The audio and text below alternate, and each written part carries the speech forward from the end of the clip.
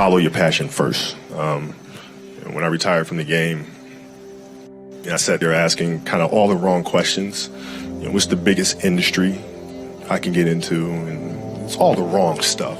And you got to sit there and ask yourself, okay, what am I truly passionate about? What do I enjoy doing?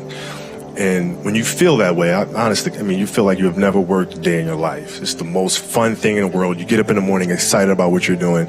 And you got to be really honest with yourself about it. If you wake up in the morning and you're dreading going to work, dude, do something else. Right. Do something else. And those are hard decisions to make. But when you make those decisions, it's a very liberating experience. And you find out that the rewards will come. I think the best way to prove your value is to work, is to learn, is to absorb, to be a sponge. But you always want to outwork your potential. As hard as you believe you can work harder than that.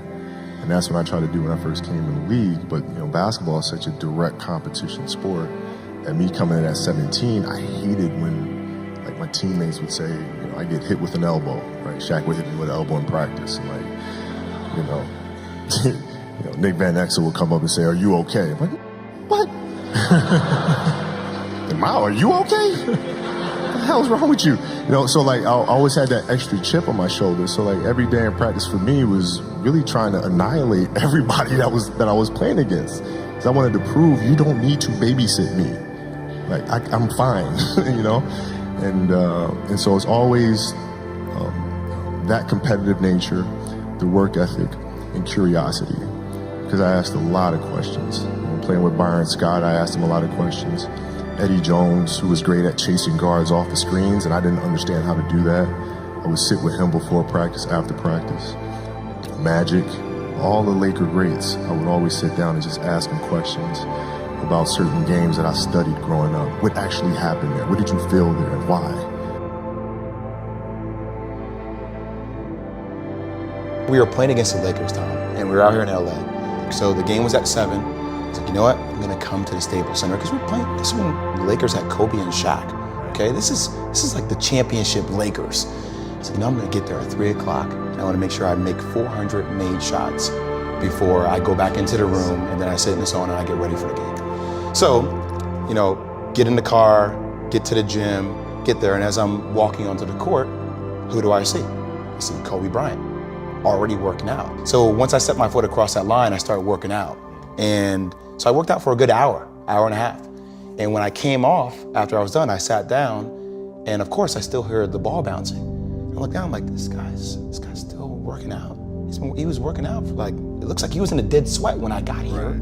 And he's still going. And it's not like his moves are nonchalant or lazy. He's doing game moves, I sit there and I unlace my shoes. I'm like, I want to see how long this goes. So I sit out there and watch 25 minutes. And he got done. I said, okay, I think I've seen enough. Go play, come back, get in the sauna, get ready for the game. That game, he drops 40 on us, okay?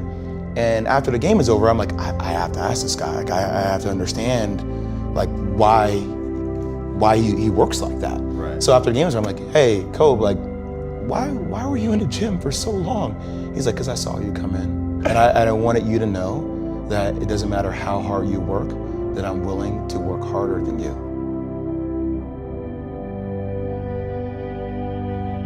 If your job is to try to be the best basketball player you can be, right? To do that, you have to practice, you have to train, right? You want to train as much as you can, as often as you can. So if you get up at 10 in the morning, train at 11, right? 12, say 12, train at 12, train for 2 hours, 12 to 2. You have to let your body recover. So you eat, recover, whatever. You get back out, you train, start training again at 6. Train from 6 to 8, right? And now you go home, you shower, you eat dinner, you go to bed, you wake up, you do it again, right? Those are 2 sessions.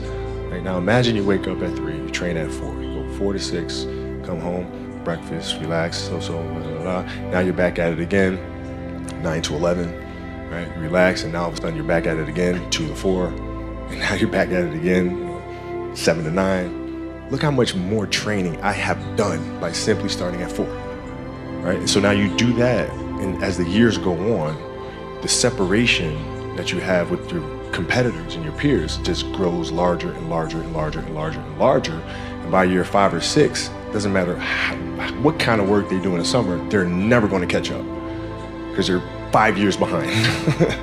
Right? So it makes sense to get up and start your day early because you can get more work in. If I start earlier, I can train more hours. And I know the other guys aren't doing it because I know what their training schedule is. Right? So I know if I do this consistently over time, the gap's just going to widen and widen and widen and widen and widen, and they won't be able to get that back. So to me, it was just common sense. I'm like thinking, how can I get an advantage? Oh, start earlier. Yeah, let's do that.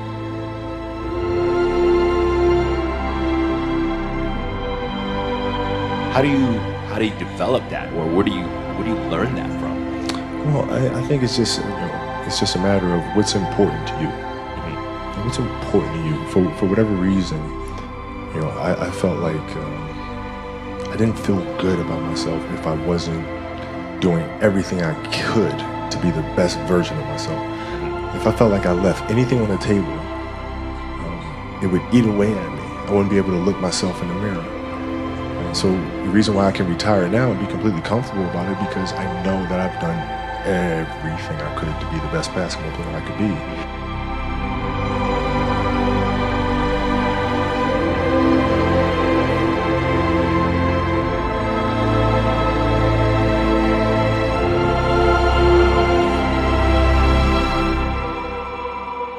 This has been absolutely beautiful, you guys. I can't believe it's come to an end.